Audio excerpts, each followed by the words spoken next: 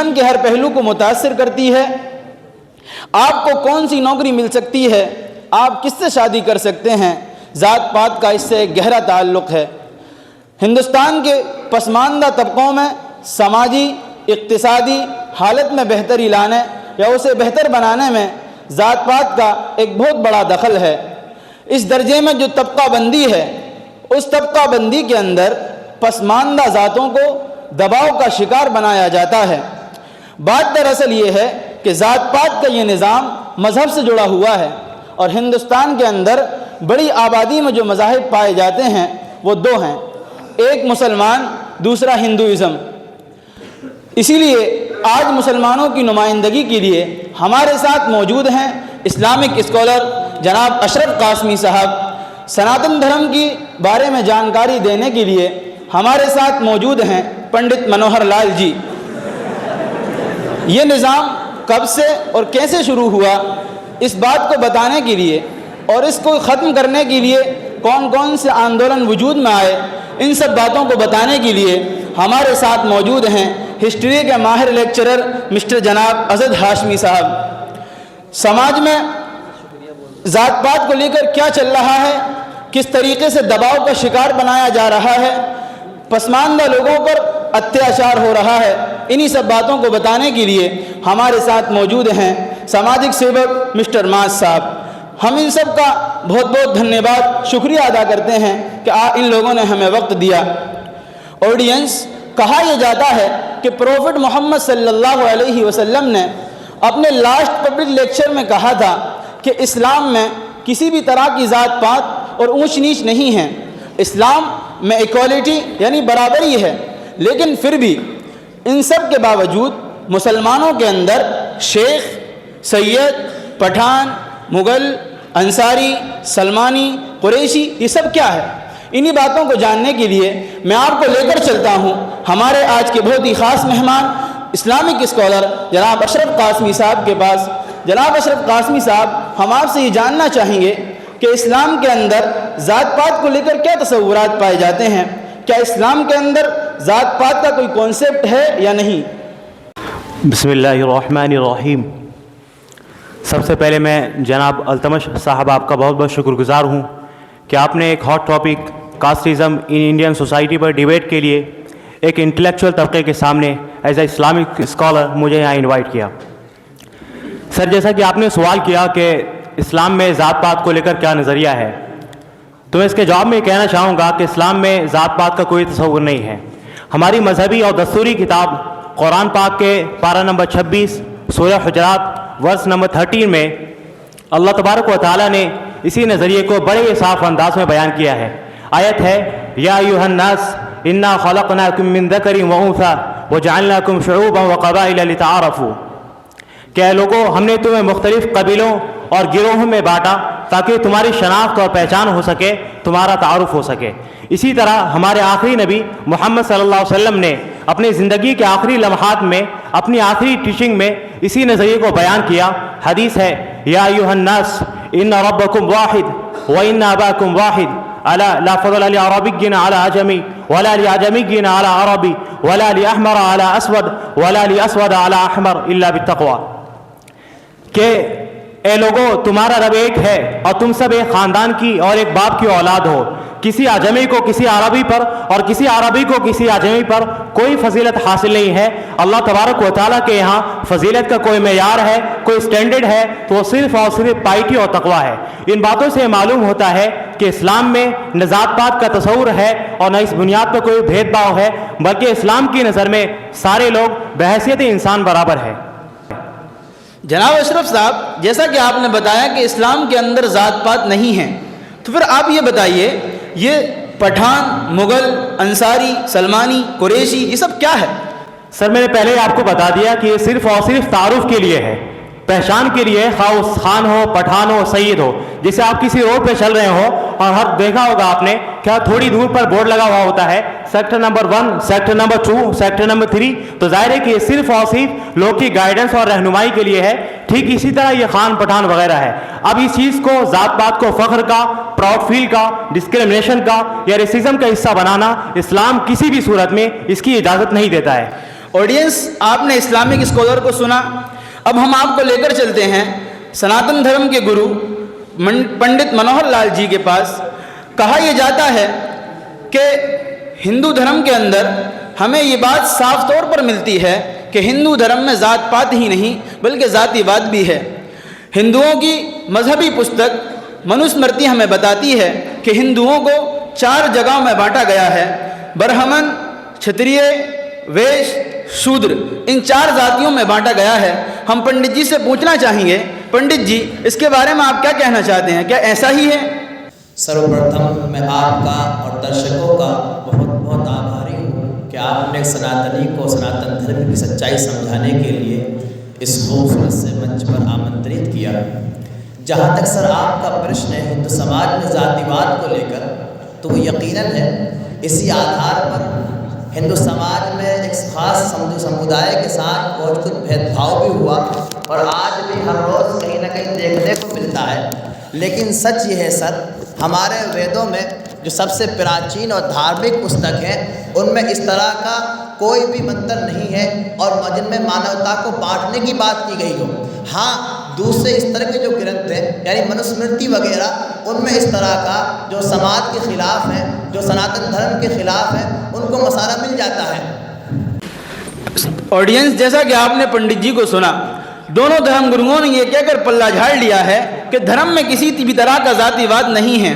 आइए हम आपको लेकर चलते हैं हिस्ट्री के माहिर लेक्चरर मिस्टर जनाब अज़द साहब के पास। जनाब अज़द साहब, हम आपसे ये जानना चाहेंगे कि जात पात का ये निज़ाम कब से और कैसे शुरू हुआ? First of all thank you for inviting me. देखिए सर, अगर हम origin of caste system in Indian society की बात करें तो आर्कियोलॉजिस्ट यानी आसार कदीमा के माहिरीन का ये मानना है कि हिंदुस्तान के अंदर ज़ात पात का तस्वुर इंडस वैली सिविलाइजेशन यानी हड़प्पा तहजीब से ही राइज है। लेकिन हमें इसकी कोई मुसद्दक़ तारीख़ नहीं मिलती। हमें जो इसकी कोई मुसद्दक़ तारीख़ मिलती है वो मिलती है 1500 BCE से, जब आर्यंस ने इंडिया पर हमला किया। जब आर्यंस ने इंडिया पर हमला किया और यहाँ पर रहने वाले द्राविड़ लोगों से जंग की और ये जंग तकरीबन 400 साल तक चली। और जब आर्यंस इस जंग के अंदर फतहयाब हो गए तो आर्यंस ने इस मुल्क के रिलीजियस और एजुकेशन सिस्टम और मिलिट्री, पॉलिटिकल और इकोनॉमिक सिस्टम को अपने हाथों में रखने के लिए अपने आप को 3 वर्गों में बांट दिया। जो सबसे आला लोग थे वो ब्राह्मण, दूसरी किस्म के लोग क्षत्रिय, तीसरी किस्म के लोगों को वैश्य कहा जाने लगा। और जो चौथी किस्म के लोग थे यानी जो यहाँ के नेटिव मकामी लोग थे उनको शूद्र बना डाला। और कई हिस्टोरियन का ये भी कहना है कि आर्यंस ने खुद को ब्राह्मण और दूसरी किस्म के लोग यानी जो इस जंग के अंदर जिन्होंने आर्यंस की मदद की थी उनको क्षत्रिय, और तीसरी किस्म के लोग जो जिन्होंने आर्यंस की न मदद की लेकिन वो इस जंग के अंदर गैर जानिबदार रहे उनको वैश्य बना दिया। और जिन्होंने इस जंग के अंदर आर्यंस के दांत खट्टे कर रखे थे उनको उन्होंने शूद्र बना दिया और ये कहा कि ये अनटचेबल लोग हैं, इनको छुआ ना जाए, बल्कि ये अछूत लोग हैं। और यही 4 वर्ण आज हिंदुस्तान के अंदर चल रहे हैं और 1500 BCE से लेकर ये सिलसिला आज तक जारी है। ऑडियंस, जैसा कि आपने सुना, हमारे हिस्ट्री के माहिर लेक्चरर ने बताया कि ये जात पात का निज़ाम आज से नहीं बल्कि प्राचीन काल से चला आ रहा है, लेकिन धार्मिक गुरु मानने के लिए तैयार नहीं है। पंडित जी, मैं आपसे ये पूछना चाहूँगा, जैसा कि अभी आपने कहा कि आपके धर्म के अंदर जात पात नहीं है, तो फिर ये ब्राह्मण, क्षत्रिय, वैश्य, शूद्र ये सब क्या है? सर, ये सब जात थोड़ी है, ये सब प्रकार है। जिस तरह हम लोग आम खाते हैं, अब आम कई प्रकार के होते हैं, कोई दशहरी होता है, कोई कलमी होता है, कोई लंगड़ा होता है सब आम, लेकिन सबके स्वाद अलग अलग है। ऐसे ही हमारे गीता में बतलाया गया कि मनुष्य कैसा होता है। मनुष्य ब्राह्मण प्रकार का होता है, मनुष्य कैसा होता है, मनुष्य वैश्य प्रकार का होता है, मनुष्य कैसा होता है, मनुष्य शूद्र प्रकार का होता है। तो सर ये सब प्रकार है, जात नहीं है। जात क्या है हमारी? जात हमारी है मनुष्य जाति के हम, यानी हम मनुष्य जाति को मानने वाले हैं। और सर ये मेरी बात नहीं है, ये वेदों का वचन है, इसको कोई नहीं नकार सकता। ऋग्वेद मंडल नंबर 10 सूक्त नंबर 90 मंत्र नंबर 12 में कहा गया है ब्राह्मण मुखमासी बाहु रजन्यकृता उरु ददवेशिया पद ब्राह्मण शूद्र जाहियता कि ब्राह्मण जो है ये भगवान का मुख है और शूद्र जो है ये भगवान की चरण है और क्षत्रिय भगवान की भुजा है और वैश्य भगवान की जंघा उधर है। तो ब्राह्मण भगवान का मुख है और वैश्य भगवान की चरण है। तो सब ये जब भगवान के मुख और चरण है तो भगवान इनके पिता हुए। जब भगवान इनके पिता हुए तो फिर ये सब आपस में भाई भाई हुए। तो फिर भेदभाव कैसा? पंडित जी, आप जो कह रहे हैं कि ये जात पात नहीं बल्कि ये प्रकार है, इसी प्रकारता का नाम ही तो जातिवाद है। मैं आपके पास दोबारा आऊँगा।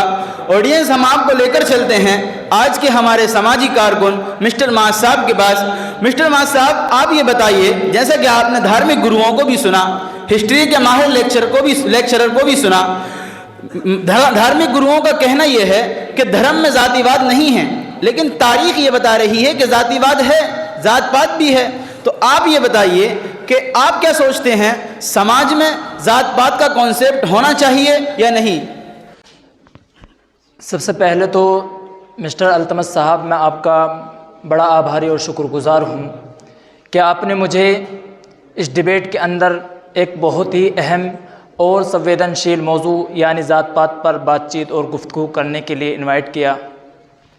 सर, जहाँ तक बात है हिंदुस्तान के अंदर ज़ात पात और ऊंच नीच की, तो आज इस समाज के अंदर ज़ात पात को लेकर लोग काफ़ी सीरियस हैं। मैं मुस्लिम समाज के लोगों से भी मिला हूँ, इसी तरह मैं हिंदू समाज के लोगों से भी मिला हूँ। उनसे मिलकर यही महसूस होता है कि ज़ात पात का लोगों पर बड़ा असर है और समाज इससे बड़ा मुताअस्सिर है। इस ज़ात पात की वजह से लोगों के दरमियान अदावतें, नफ़रतें और दुश्मनियाँ पैदा हो रही हैं। न जाने कितनी ज़िंदगियाँ बर्बाद हो रही हैं। और जो समाज के अंदर जो उल्फत, मोहब्बत, ताल्लुक़ और भाईचारे की जो मकसूद और मतलूब है, वो इस ज़ात पात की वजह से मफकूद और ख़त्म हो चुकी है। जहाँ तक मेरे नज़रिए की बात है तो सर, मैं कहना चाहूँगा कि ज़ात पात का निज़ाम समाज और लोगों के दरमियान से बिल्कुल ख़त्म होना चाहिए और आपस में भाईचारगी, उख़ुव्वत और मुसावात की हम आहंगी होनी चाहिए। बिल्कुल सही कहा आपने। जनाब अशरफ कासमी साहब, जैसा कि आप कह रहे हैं कि आपके इस्लाम धर्म के अंदर ज़ात पात नहीं है, तो फिर मुसलमानों के अंदर शादी के मसले में, कुफू के मसले को लेकर इतनी शिद्दत क्यों है? जब एक लड़का और एक लड़की आपस में राज़ी हों तो फिर बिरादरीवाद आड़े क्यों आती है? सर, आपका यह ऑब्जेक्शन इसलिए है कि आप मसले कुफू की कैफियत को समझे नहीं हैं। क्या कभी आपने ये देखा कि कभी किसी इस्लामी स्कॉलर ने यह फतवा दिया हो कि गैर कुफू में शादी की वजह से शादी नहीं होगी? क्या कभी आपने ये सुना कि इस्लाम में कुफू फ़र्ज़ या वाजिब है? नहीं, बल्कि कुफू का मसाला दरअसल समाजी और इरशादी मसाला है। और सर, हम इसको लॉजिकली भी समझ सकते हैं कि जब एक स्टूडेंट क्लास में आता है तो वो भी दोस्ती के लिए अपने हममिजाज को तलाश करता है। तो सर, यहाँ तो लाइफ लॉन्ग का मसला है, यहाँ तो ज़िंदगी भर साथ रहना है, तो यहाँ ये चीज़ें और ज़्यादा ज़रूरी हो जाती है। दूसरी बात ये सर कि देखें, दो चीज़ें होती है। जब एक लड़का एक लड़की के बारे में कुफू का मसला चूंकि लड़कियों के लिए है, अब लड़की अगर अच्छे ख़ानदान की होगी, उसका फाइनेंशियली बैकग्राउंड अच्छा होगा, तो जाहिर है उसका रहना सहना, उसका खाना पीना, उसके लाइफ स्टाइल तमाम चीज़ें अलग होंगी। अब अगर उसकी शादी एक ऐसे लड़के से कर दिया जाए जो उसके हम पल्ला नहीं है, तो जाहिर है कि कहीं ना कहीं जहनी हमआहंगी ना होने की वजह से रिश्ते में स्टेबिलिटी और इस्तेहकाम पैदा नहीं होगी, जिसके नतीजे में डिवोर्स वगैरह के मसाइल पैदा होंगे। इसी वजह से इस्लाम ने यह कहा है कि कुफू देख लिया करो। लेकिन हाँ, अगर गैर कुफू में शादी की वजह से रिश्ते पर कोई फर्क ना पड़े तो इस्लाम इस बात की भी इजाजत देता है कि आप गैर कुफू में शादी कर सकते हैं। गोया कि इन शॉर्ट ये कहा जा सकता है कि कुफू का मसला एक समाजी मसला है, कोई मजहबी मसला नहीं है।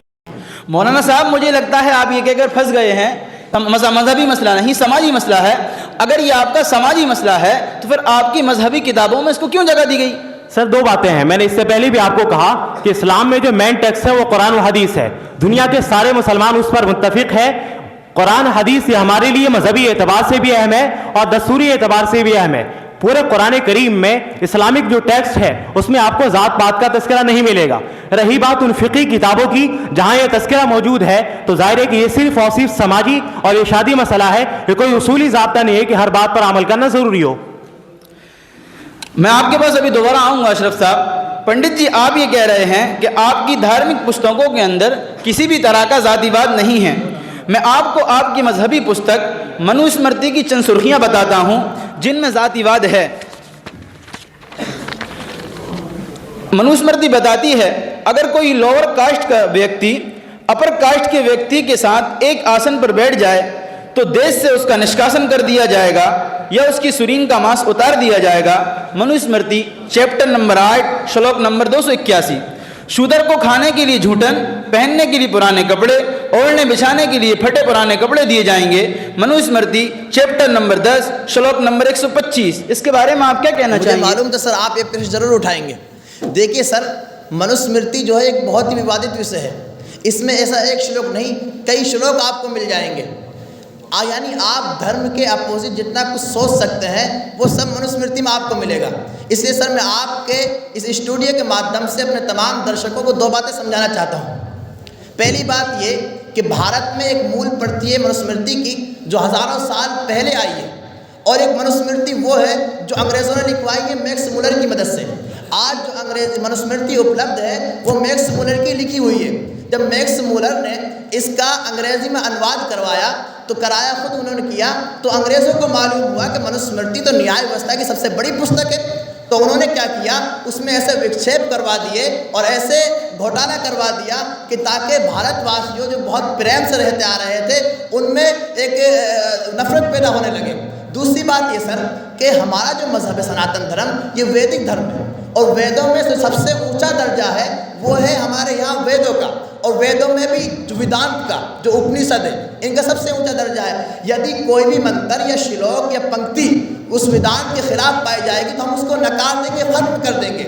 इसलिए हम ये कहना चाहते हैं कि निचले स्तर के जो ग्रंथ हैं, मनुस्मृति वगैरह हो या भगवत गीता हो या और दूसरे हमारे ग्रंथ हैं, उनमें अगर कोई भी ऐसा मंत्र या श्लोक या पंक्ति पाई जाती है जो मनुस्मृति जो वेद के वेदांत के खिलाफ हो तो हम उसको नकार देंगे, खत्म कर देंगे, डिसमिस कर देंगे। पंडित जी आप ये गलत कह रहे हैं, आप ये गलत कह रहे हैं। बीसीसी की एक रिपोर्ट के मुताबिक 95% लोग जो सनातन धर्म के मानने वाले हैं उनका कहना यह है कि मनुस्मृति को कानूनी तौर पे लागू किया जाए। आप ये कहकर कि इसको हम नकार देंगे, आप उन 95% सनातनियों की भावनाओं को ठेस पहुंचा रहे हैं। आपने सुना नहीं, मैंने ये कहा है कि मैंने मनुस्मृति को नहीं नकारा। मनुस्मृति तो वाकई संविधान है मानवता का। मैंने मनुस्मृति की उन पंक्तियों को और उन श्लोकों को, उन मंत्रों को नकारा है जो जातिवाद को बढ़ावा देते हैं, और ये सिर्फ मेरी आवाज़ नहीं, तमाम सनातनियों की आवाज़। चलिए पंडित जी मैं आपके पास दोबारा आऊँगा। पंडित जी का दावा यह है कि एक मनुस्मृति वो है जो अंग्रेज़ों से पहले की है, एक मनुस्मृति वो है जो अंग्रेज़ों ने लिखवाई है। पंडित जी ये कह रहे हैं कि जिस मनुस्मृति में जातिवाद या जात पात का निज़ाम है, मनुस्मृति वो मनुस्मृति है जो अंग्रेज़ों ने लिखवाई है। आइए इसको जानने के लिए हम आपको लेकर चलते हैं हिस्ट्री के माहिर लेक्चरर जनाब अदद साहब के पास। जनाब अदद साहब, जैसा कि पंडित जी कह रहे हैं, क्या ये सच है? क्या तारीख में ऐसा कुछ हुआ है? देखिए, पंडित जी का एक क्लेम कि ब्रिटिशर ने मनुस्मृति को चेंज करा दिया था और इससे पहले हिंदुज़म की किसी भी किताब के अंदर ज़ात पात का कॉन्सेप्ट पाया ही नहीं जाता, ये महज तारीख़ में की गई अपनी गलतियों पर पर्दा डालने का काम कर रहे हैं। क्योंकि अगर आप देखेंगे, एक है मनुस्मृति संस्कृत वाली और दूसरी है इंग्लिश टेक्स्ट। अगर आप दोनों को एक साथ रखेंगे तो आपको पता चल जाएगा कि पंडित जी की बातों में कितनी हकीकत और कितनी सच्चाई है। और अगर आप for the sake of argument मान लीजिए कि मनुस्मृति को ब्रिटिशर ने चेंज कराया था, क्या इसके अलावा किसी भी किताब के अंदर, हिंदुज़म की किसी भी किताब के अंदर ज़ात पात का तस्वुर नहीं पाया जाता है? अगर आप पढ़ेंगे यजुर्वेदा, मैं किसी स्मृति की बात नहीं करता बल्कि मैं वेद की बात कर रहा हूँ। यजुर्वेदा अध्याय नंबर 5 मंत्र नंबर 30, वेद के लिए ब्राह्मण, हुकूमत के लिए क्षत्रिय, कारोबार के लिए वैश्य और दुख उठाने के लिए शूद्र पैदा किया है। और इसी तरह विष्णु स्मृति वर्ष नंबर 9 चैप्टर नंबर 44 के अंदर ये लिखा हुआ है, criminal and sinner will be born as a low caste people, यानी मुस्लिमीन और गुनाहगार छोटी जात में पैदा किए जाएंगे।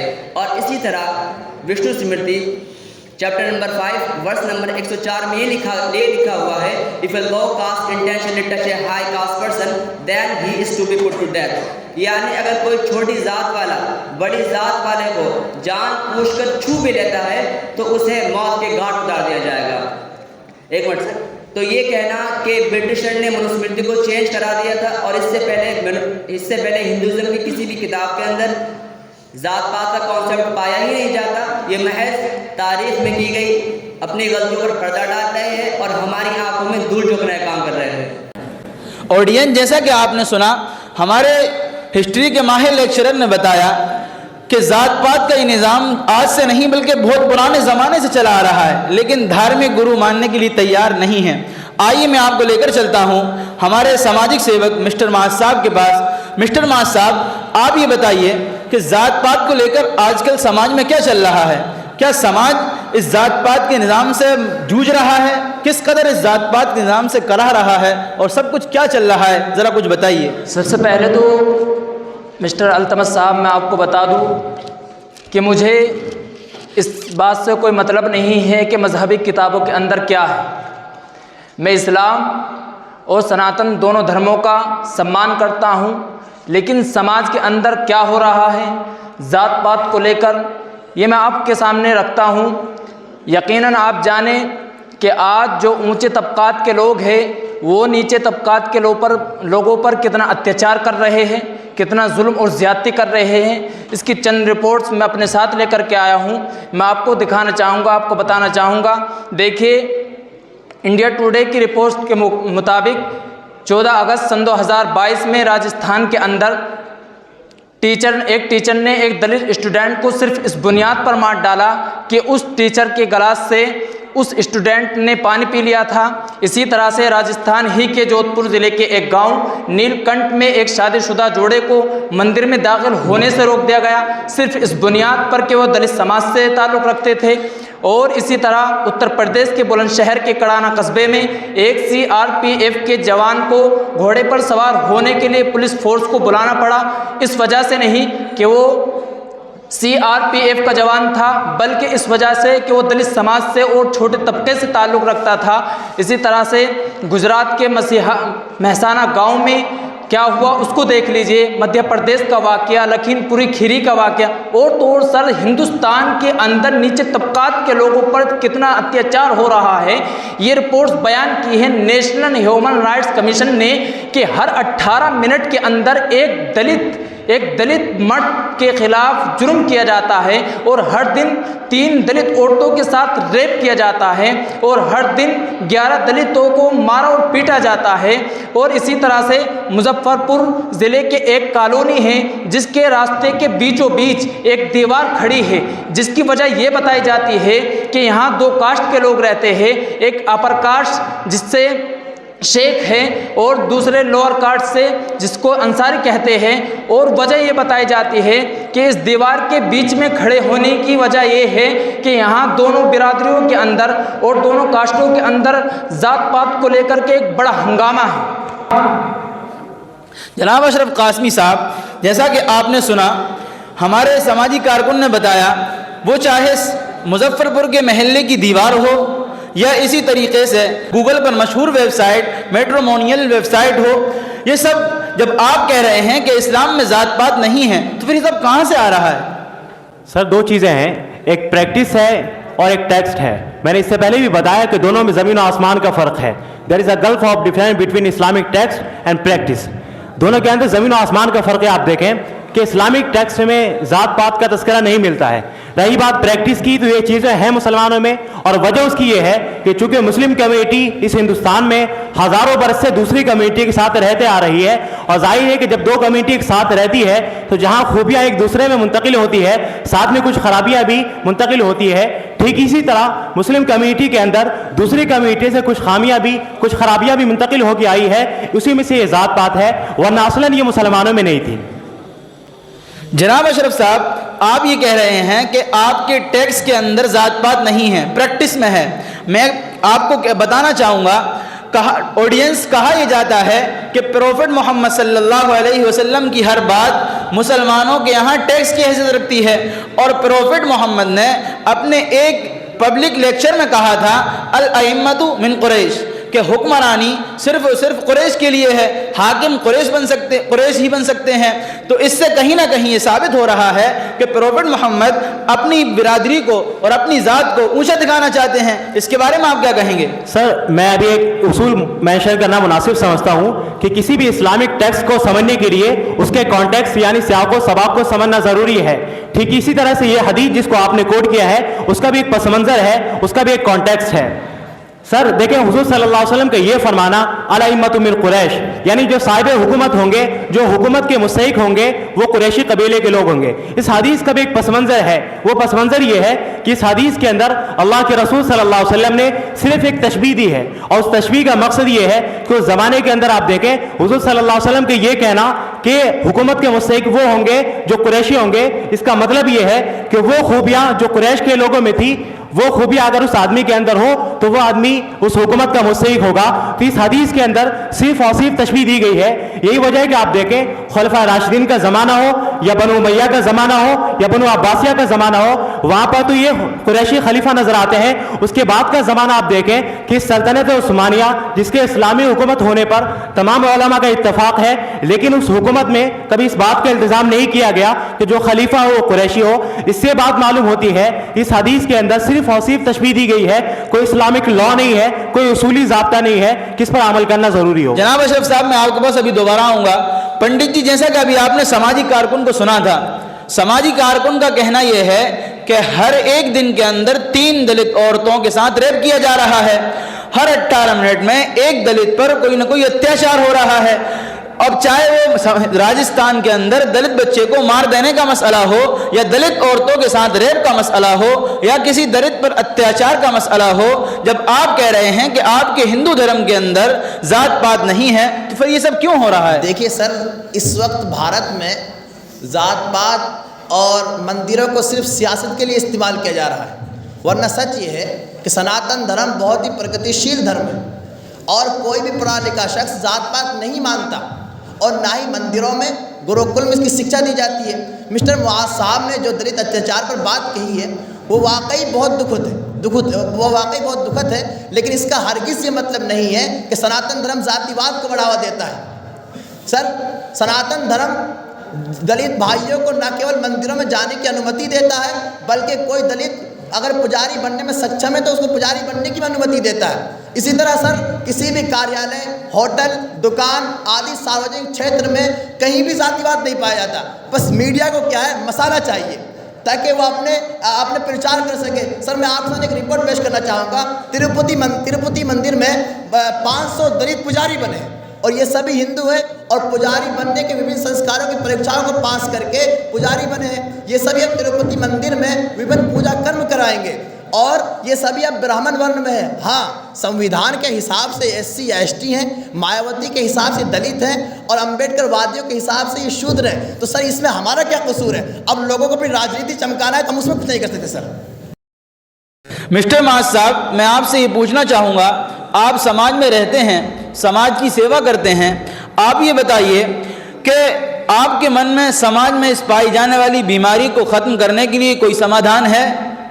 देखिए सर, ज़ात पात को ख़त्म करने के लिए जो सबसे अहम चीज़ है वो है सोशल रिफॉर्म, यानी समाजी इस्लाह। और सोशल रिफॉर्म कैसे आएगा? तो ये आएगा एजुकेशन यानी तालीम से, क्योंकि जब समाज के अंदर पढ़े लिखे लोग होंगे तो वो इस बात को जानेंगे कि ज़ात पात कोई ऐसी चीज़ नहीं है कि जिसकी बुनियाद पर, जिसकी वजह से एक शख्स को दूसरे शख्स पर बढ़तरी हासिल हो या एक शख्स को दूसरे शख्स पर फजीलत दी जा सके। इसी तरह से एक बहुत ही अच्छी सूरत ये भी हो सकती है कि जो हिंदुस्तान के अंदर बड़ी बड़ी तंजीमें काम कर रही है, उनको जातिवाद के ख़िलाफ़ आवाज़ उठानी चाहिए और इंसानियत और भाईचारगी को बढ़ावा देना चाहिए।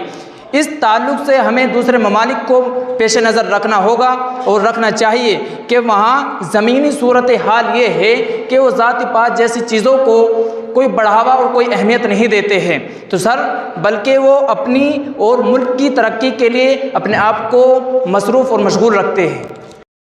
ऑडियंस, हमारे सामाजिक कारकुन ने बहुत अच्छी बात कही है कि समाज से अगर इस बीमारी को ख़त्म करना होगा तो एजुकेशन को बढ़ावा देना होगा। मैं आपको ले चलता हूं हमारे हिस्ट्री के माहिर लेक्चरर जनाब अज़द साहब के पास। जनाब हज़रत साहब, हम आपसे ये मालूम करना चाहेंगे, क्या समाज को इस दलदल से निकालने के लिए फ़िलहाल या इससे पहले कितनी तंजीमें या कितने आंदोलन वजूद में आए और वो किस हद तक कामयाब हुए? देखिए सर, कास्टिज़म के ख़िलाफ़ तारीख़ के अंदर मुख्तलिफ़ तहरीकें आई और आज भी आ रही है। अगर हम बात करें सबसे पहले तहरीक की, तो सबसे पहले तहरीक थी 6th सेंचुरी के अंदर बुद्धिज़्म की तहरीक, और इसी तरह इसी सदी के अंदर एक बड़ी तहरीक आई जैनिज़्म की तहरीक, और फिर 8वीं सदी के अंदर भक्ति मूवमेंट, और 15वीं सदी के अंदर सिखिज़्म की तहरीक आई। हालांकि इन तहरीकों ने आज मज़हब का जामा ओढ़ लिया है, लेकिन इनका असल मकसद ब्राह्मणिज़्म और कास्टिज़्म को हटाना ही था। अगर हम पिछली कुछ सदियों की बात करें तो दलित movement led by doctor Bhimrao Ambedkar, यानी इसकी क़यादत डॉक्टर भीमराव अम्बेडकर ने की थी। एक ऐसी तहरीक थी जो इन तहरीकों में हिमालय तहरीक की हैसियत रखती थी। और इसी तरह सोशल रिफॉर्म मूवमेंट को देख लीजिए आप, तो ये कुछ तहरीकें हैं जो तारीख़ के अंदर आई और अब भी नई नई तहरीकें आ रही है, क्योंकि कोई भी रैशनल इंसान जो थोड़ी सी भी अकल रखता हो वो जान सकता है कि ज़ात पात ने इंसान को और इंसानियत को जिस कदर तकलीफ़ दी है, जिस कदर दुख और दर्द दिया है, किसी चीज़ ने नहीं दिया। चाहे वो पेशवा के द्वारा किया गया लोगों पर जुल्म हो, या दलित औरतों पर लगाया गया ब्रेस्ट टैक्स हो, या कोई और भी चीज़ हो, या दलितों को एजुकेशन से महरूम करना हो। असल कहने का मकसद ये है कि ज़ात पात ने इंसान को आज तक दुख दर्द ही दिया है। हमें जहाँ तक हो सके हमें इससे बचना चाहिए। Thank you sir. जैसा कि आपने सुना, हमारे सामाजिक धार्मिक गुरु हों या हमारे सामाजिक कारकुन हों या हमारे हिस्ट्री के माहिर लेक्चरर हों, ये सभी इस बात की तरफ जाते हुए दिखाई दे रहे हैं कि समाज से इस ज़ात पात को निकालना चाहिए, ज़ात पात की इस बीमारी को ख़त्म करना चाहिए। ये हमारे लिए बहुत ही खुश आइन बात है। हम सबको चाहिए कि हम कोई ऐसा कदम उठाएं कि समाज इन बीमारियों से निकलकर हर एक अपने समाजी और इंसानी हुकूक़ के साथ ज़िंदगी गुजारे और हर एक को उसका हक़ मिल जाए। यहीं पर आज का हम अपना प्रोग्राम ख़त्म करते हैं।